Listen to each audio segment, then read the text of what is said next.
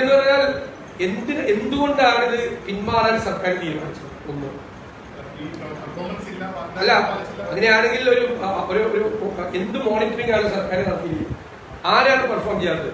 ടീകോമാണ് perform ചെയ്യാത്തതെങ്കിൽ എന്തിനാണ് ടീകോമിന് നഷ്ടപരിഹാരം കൊടുക്കുന്നത്?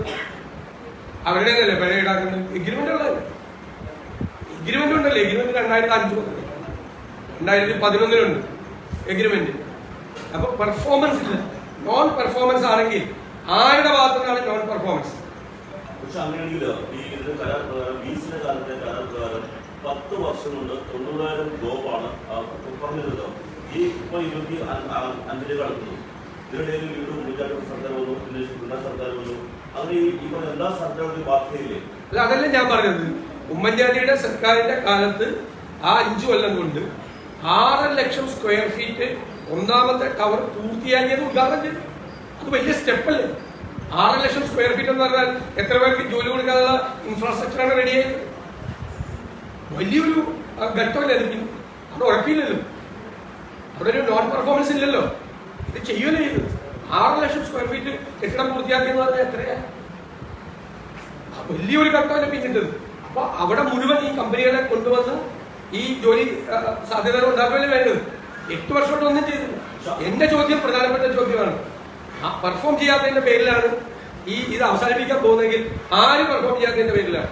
പക്ഷെ അന്നുള്ള പ്രധാനപ്പെട്ട ആരോപണം CPM ഉന്നയിച്ചത്, അതായത് ടീകോമിന് IT മേഖലയുമായി ഒരു ബന്ധവുമില്ല, അവർ റിയൽ എസ്റ്റേറ്റ് ബിസിനസ് വർക്ക് ചെയ്യുന്നവരാണെന്ന് നമ്മുടെ ആരോപണമുണ്ട്. ഇന്ന് രാവിലെ പി രാജു മുംബൈയിൽ ഏഷ്യൻ ന്യൂസ് സംസാരിക്കുമ്പോൾ പി രാജു പറഞ്ഞത് ഈ ടീകോമായി ഇത്തരത്തിലുള്ള ബിസിനസ് ചെയ്യുന്നില്ല എന്നാണ് പറയുന്നത്. ഈ 2011 എഗ്രിമെന്റ് വെച്ചത് അച്ഛനായിരുന്ന കാലത്തല്ലേ?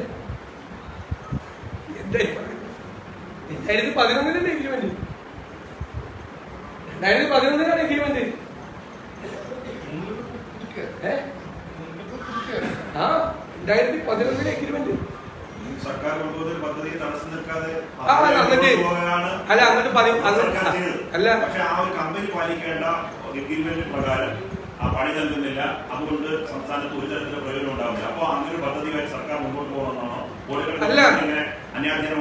ചോദ്യം വളരെ ക്ലിയർ ആണ്. അങ്ങനെ നോൺ പെർഫോമൻസ് നടത്തി ഒരു പണിയും ചെയ്യാത്ത കമ്പനിക്ക് എന്തിനാണ് നഷ്ടപരിഹാരം കൊടുക്കണം? അല്ല, 11 എഗ്രിമെന്റ് വെച്ചിട്ട് 13 കൊല്ലം കഴിഞ്ഞിട്ട് പറയാ ആ കമ്പനിയെ കൊണ്ടൊന്നും ചെയ്യാൻ പറ്റില്ല. ഒരു എഗ്രിമെന്റ് വെച്ചത് 2011 എഗ്രിമെന്റ് വെച്ചിട്ട് 13 കൊല്ലം കഴിഞ്ഞിട്ട് പറയാം അവരൊരു കാര്യം ചെയ്യുള്ളൂ.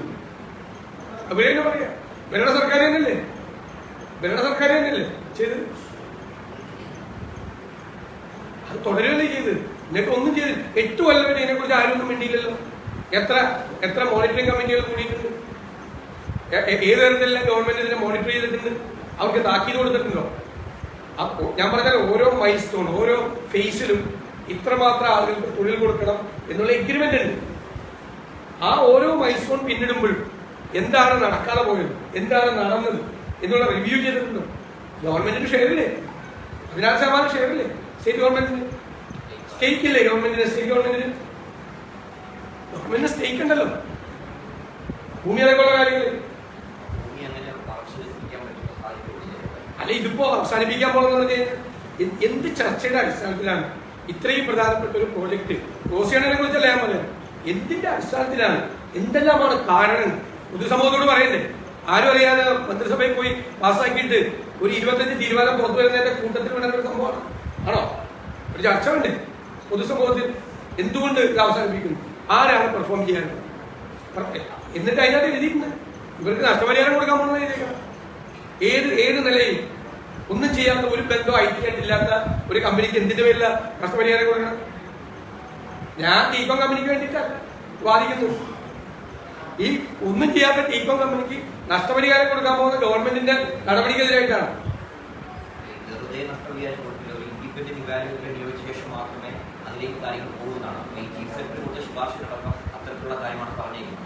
അത് അങ്ങനെ തീരുമാനിക്കാൻ പറ്റില്ല.